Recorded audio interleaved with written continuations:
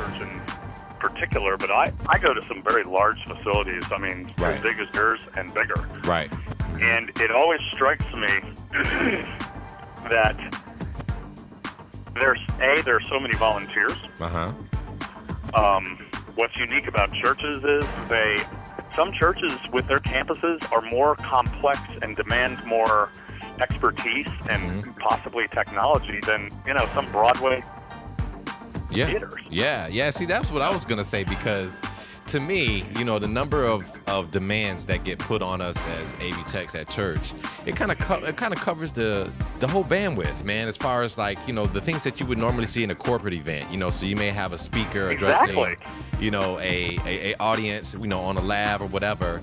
But within that same service, it can go from that to 110 decibels of 14 wireless mics, full band, choir microphones going on, and all That's that. Exactly it. It's exactly like a very, very high-end AV rental company. Yes, exactly. Rental, productions for high corporate AV, because you've got, potentially multi-thousands of people in the audience. You've got everything from bands to theatrics to liturgical or speeches and presentations. And, the modern multi-use church, it has a lot of demands now, but by the same token, it surprises me how little the leadership sometimes invests in talent to run it. Yes. Because we see, people will put $1 million AV system, which is a drop in the bucket sometimes for some of these congregations. And they've got like one kind of full-time guy that was a video dude who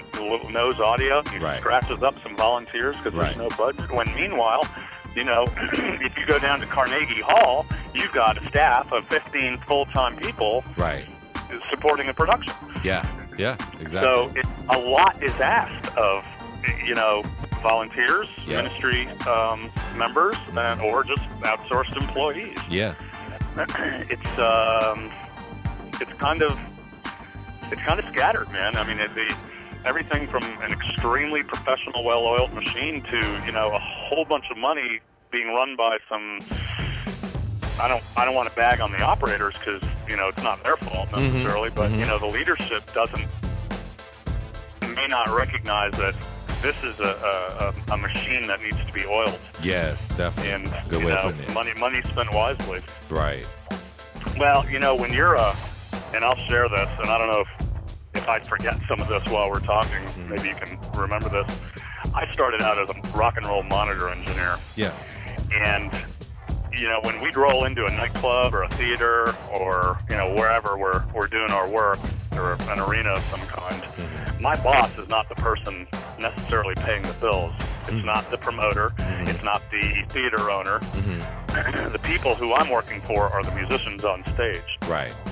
And in that relationship, because they're not technical, they're good at their instruments. They don't know sound systems. They don't know, all the gadgets and the whys. They just want to be comfortable and happy.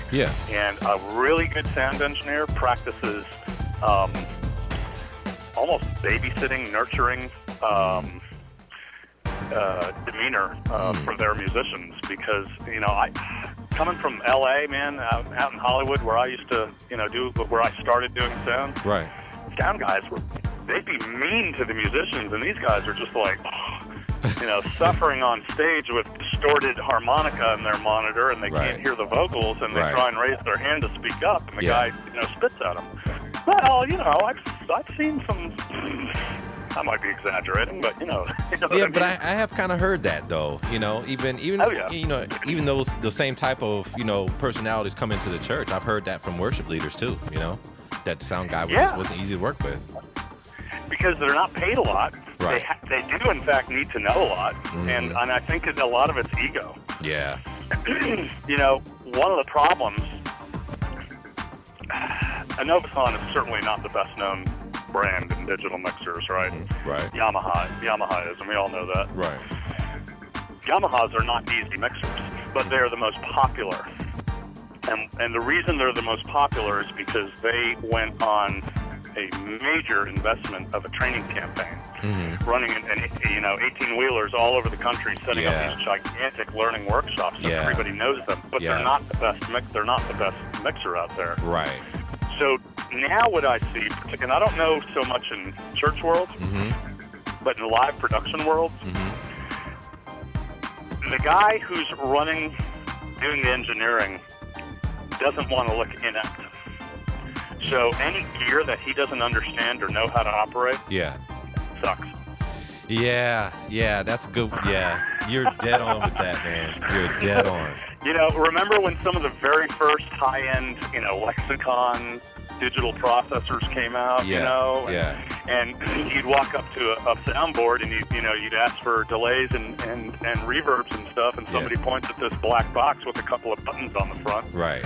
It's like, if you don't know how to quickly negotiate the menu of that thing and get yourself going, you're looking incompetent. Yeah. So your job is to diss that piece of gear. Yes. And that's what people do with mixers now. You're right. Right? You're right. You're definitely right. Yes.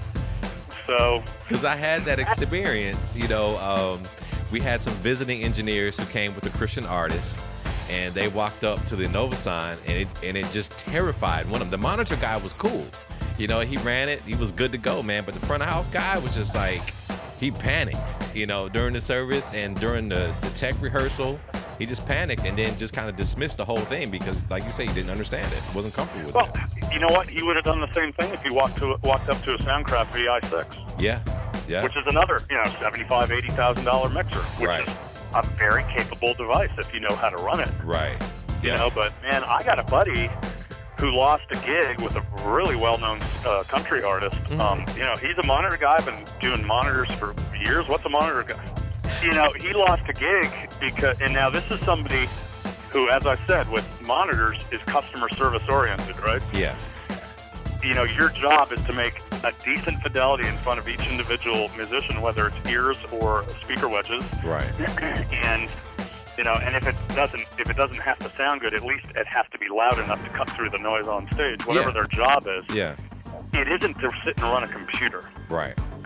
And, he got up and got this, it was going to be a several-month tour, paying pretty well. And they had a Yamaha DM2000, which I don't know if you've ever sat down in front of one of those. It's kind of a mid-end semi-pro studio board.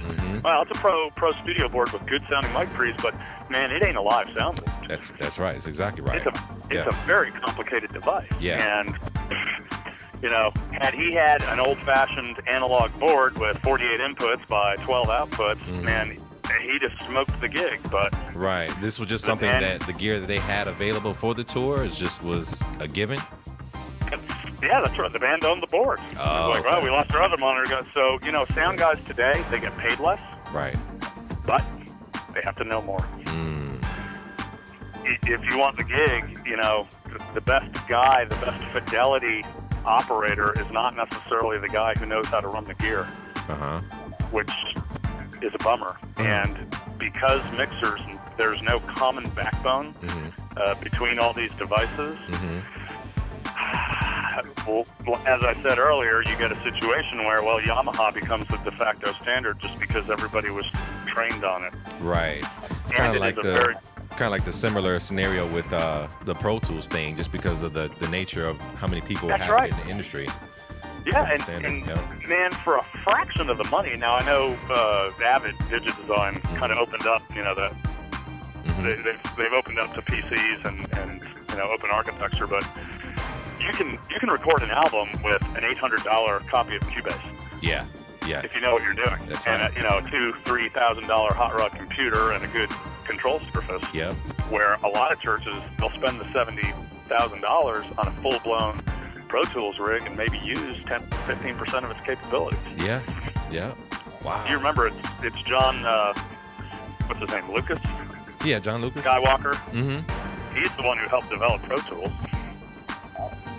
Yeah, in fact, he was the initial investor in, I think, Digidesign back in the early days. But you think your average, 2,500-seat church with a, multi-track recording suite is going to use that to the capabilities of, you know, a Hollywood film editor? Right, not at all.